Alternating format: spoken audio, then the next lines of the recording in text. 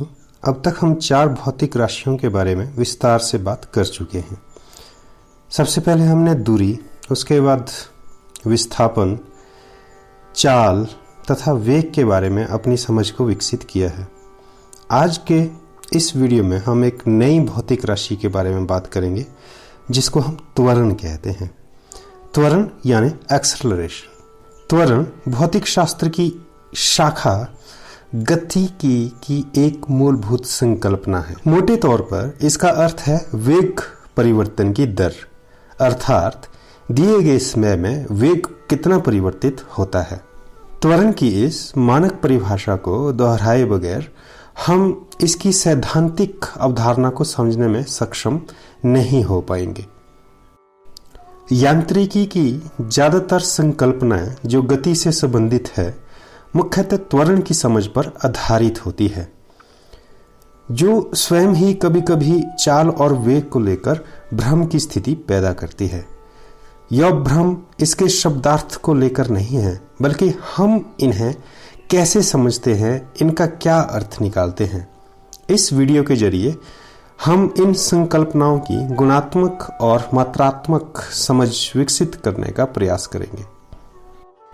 चलिए हम वापस त्वरण की प्रारंभिक परिभाषा की ओर चलते हैं, जिसमें कहा जाता है वेग परिवर्तन की दर त्वरण है। इस वाक्यांश में हमें 3 नए मूल पद मिलते हैं। नंबर 1 वेग, नंबर 2 दर और नंबर 3 परिवर्तन, जिन्हें हमें सबसे पहले समझना होगा। चलो सबसे पहले हम दर शब्द का अर्थ समझते हैं। इसके बारे में हम अपने पिछली वीडियो में भी बात कर चुके हैं थोड़ी। दर एक ऐसा शब्द है जिससे आपका सामना रोजमर्रा की जिंदगी में होता होगा, जैसे क्रिकेट में रनों की दर, मोबाइल में कॉल की दर कितनी है, बिजली की खपत की दर कितनी है और वस्तुओं की मूल्य की दर कितनी है। किसी वस्तु की दर का मतलब है उसका किसी अन्य इकाई के सापेक्ष मापन। रन की दर का मतलब है प्रति ओवर रनों की संख्या। बिजली की दर का मतलब है प्रति यूनिट बिजली की कीमत और कॉल दर का मतलब है प्रति मिनट कॉल की कीमत। ठीक इसी तरह त्वरण की परिभाषा में दर से तात्पर्य है समय के सापेक्ष वेग में परिवर्तन। लिहाजा दिए गए समय में वेग में कितना बदलाव हुआ, इससे दर को माप सकेंगे और त्वरण को महसूस कर सकेंगे। सबसे पहले हम वेग की अवधारणाओं की जांच पड़ताल एक बार फिर कर लें, फिर उसमें परिवर्तन की बात समझेंगे। चाल की बजाय वेग में कुछ अधिक जानकारियां शामिल होती है। जैसे वेग से पता चलता है कि निर्धारित समय में वस्तु द्वारा कितनी दूरी तय की गई और साथ ही उसकी दिशा क्या थी। दूसरी ओर किसी वस्तु की चाल के बारे में कुछ कहते हुए हमें दिशा का उल्लेख करने की कोई जरूरत नहीं होती। यानी वेग की जानकारी में 2 भौतिक राशियां, जिसे हम चाल और दिशा की जानकारी कहते हैं, ये शामिल होती है। चाल और दिशा में से किसी एक या दोनों में परिवर्तन के परिणाम स्वरूप वेग में बदलाव संभव है। इस तरह से वेग में परिवर्तन चाल या चाल की दिशा में भी परिवर्तन से हो सकता है। ये परिवर्तन धनात्मक या ऋणात्मक कुछ भी हो सकते हैं, अर्थात चाल बढ़े या घटे दोनों ही बदलाव के अंतर्गत ही गिने जाएंगे। उदाहरण के लिए चलती हुई साइकिल में जब आप ब्रेक लगाते हैं तो उसकी चाल में कमी आती है, तो इसका मतलब है कि यहाँ वेग में भी परिवर्तन होता है। ढलान आने पर साइकिल की रफ्तार लगातार बढ़ती जाती है, तो यहाँ पर भी वेग में परिवर्तन होता है। हम इसे स्कूल से घर की ओर की गई यात्रा के दौरान महसूस कर सकते हैं। क्या आपने कभी यह दूरी एक समान गति से या बिना दिशा में परिवर्तन किए तय की है? जहां तक मेरा मानना है, रोजमर्रा के जीवन में हमारे द्वारा की गई लगभग प्रत्येक गति के दौरान वेग में परिवर्तन अवश्य ही होता है। फिलहाल हम अपनी त्वरण की परिभाषा की ओर वापस आते हैं। हम यह कह सकते हैं कि जहां कहीं भी वेग में परिवर्तन होगा वहां त्वरण अवश्य होगा। यहां यह समझ लो कि महज वेग में परिवर्तन त्वरण नहीं है, बल्कि इस परिवर्तन की दर त्वरण है। त्वरण की थोड़ी सी समझ तो विकसित तुम्हारी हो ही गई होगी। चलो इसके बारे में अपनी समझ को थोड़ा और विकसित करते हैं। हम अक्सर सुनते या पढ़ते हैं कि पृथ्वी का गुरुत्वीय त्वरण 9.8 मीटर प्रति सेकंड स्क्वायर होता है। इसी तरह बातचीत में अक्सर अलग अलग बाइक के पिकअप की भी बात होती है, पर क्या वास्तव में जानते हैं यह पिकअप है क्या?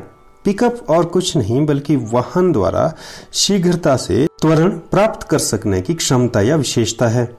वास्तव में हम किसी से यह नहीं पूछते कि गाड़ी का त्वरण क्या है, बल्कि हम पूछते हैं कि गाड़ी की चाल क्या है या गाड़ी कितनी दूरी तय कर चुकी है।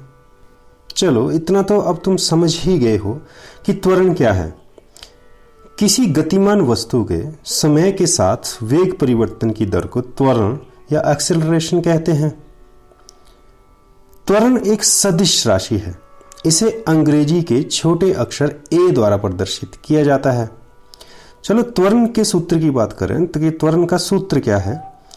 किसी वस्तु का त्वरण वेग परिवर्तन के समानुपाती तथा समय अंतराल के व्युत्क्रम अनुपाती होता है। त्वरण बराबर है वेग परिवर्तन बटा समय अंतराल। इसे हम इस तरह भी लिख सकते हैं, a is equal to v minus u oblique t। यहां पर u किसी वस्तु का प्रारंभिक या शुरुआती वेग है, v किसी वस्तु का अंतिम वेग है और t समय का प्रतीक है। त्वरण के मात्रक की बात भी कर लेते हैं। इसका मात्रक MKS पद्धति में मीटर प्रति वर्ग सेकंड होता है तथा CGS पद्धति में सेंटीमीटर प्रति वर्ग सेकंड होता है।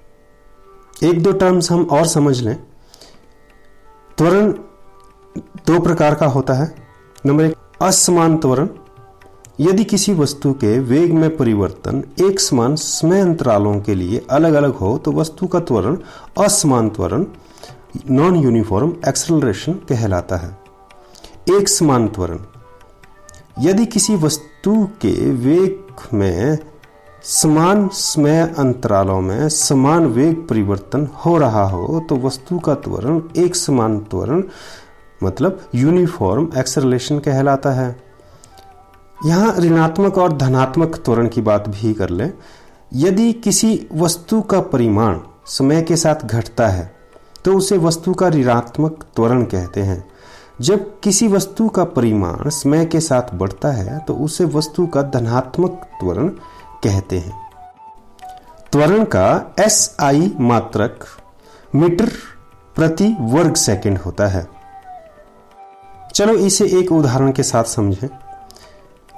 यदि एक बस 40 किलोमीटर प्रति घंटा की चाल से त्वरित होती है और 100 किलोमीटर प्रति घंटा की गति को 6 सेकंड में प्राप्त करती है तो उसका त्वरण ज्ञात कीजिए। सबसे पहले किलोमीटर घंटा को मीटर प्रति सेकंड में बदलेंगे।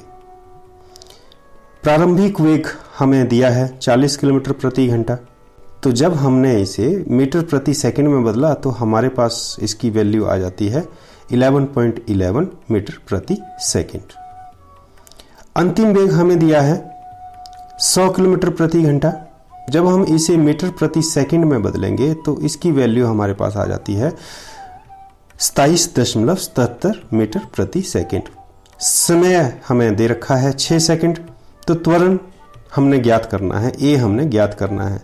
अब त्वरण का सूत्र तो आपको पता ही है, a is equal to v minus u oblique t। इस सूत्र में ये सारे मान रखने पर हमारे पास त्वरण निकल के आता है 2.77 मीटर प्रति वर्ग सेकंड। तो इस तरह से आप त्वरण से रिलेटेड कोई भी न्यूमेरिकल हल कर सकते हैं। तो दोस्तों, मैं आशा करता हूं कि इस वीडियो ने आपके त्वरण संबंधी ज्ञान को बढ़ाया होगा और आपके त्वरण की जटिलताओं को अवश्य कम किया होगा। तो मिलते हैं अगले वीडियो में एक और नई जानकारी के साथ। चलो मेरे प्यारे साथियों, अब हम बात करते हैं होमवर्क की। प्यारे बच्चों, होमवर्क बहुत जरूरी होता है। होमवर्क से ही तो हमें पता लगता है कि हम कितना सीख पाए। ये होमवर्क ही तो है जो हमारी समय प्रबंधन की स्किल को भी बढ़ाता है। होमवर्क करने से हमारी प्रॉब्लम सॉल्विंग स्किल भी बढ़ती है और तुम्हें पता है ये प्रॉब्लम सॉल्विंग स्किल हमें जिंदगी की मुश्किलों को हल करने में मदद करती है। तो आप सब होमवर्क जरूर करें। तो ये रहा आप लोगों का आज का होमवर्क आप लोगों की स्क्रीन पर। प्यारे साथियों, मुझे उम्मीद है कि बाकी हजारों साथियों की तरह आपको भी इस शिक्षा अंकुर चैनल के द्वारा दी गई जानकारी अच्छी लगी होगी। अगर आपको मेरा प्रयास पसंद आया हो तो जरूर सब्सक्राइब करें इस शिक्षा अंकुर चैनल को, और हाँ, बेल आइकन प्रेस करना ना भूलें ताकि नई नई नोटिफिकेशन आपको मिलती रहे। धन्यवाद।